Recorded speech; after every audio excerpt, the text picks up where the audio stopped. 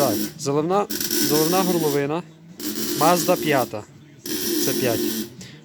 Цей кусок фігуліни коштує 4 з чимось тисяч гривень. 4200, 4500, не пам'ятаю. Коротше, не важливо. Можете прицінитися самі, що воно коштує. Їхня проблема. Розвоздушка з бака згниває повністю. І в ітогі вода в бак попадає, грязь в бак попадає.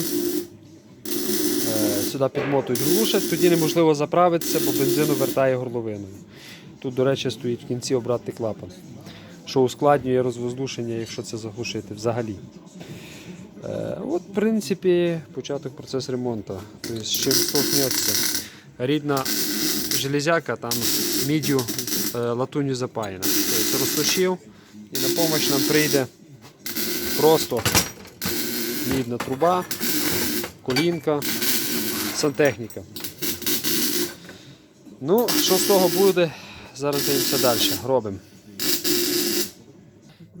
Ну, промежуточного варіанту у нас не вийшло з дядю Бодію. Бо ми організували дядю Бодіне око. Є, дядю Бодіне око. Ну, от як приблизно виходить.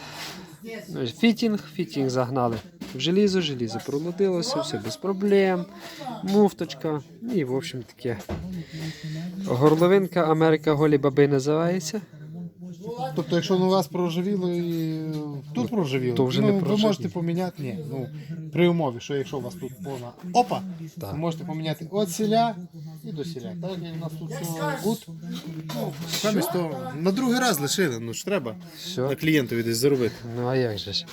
Мільйон і маленьку тележку. А ось клієнт. Так, ось і клієнт, о, до речі, прийшов, я не бачив. Важко кума назвати клієнтом. Да?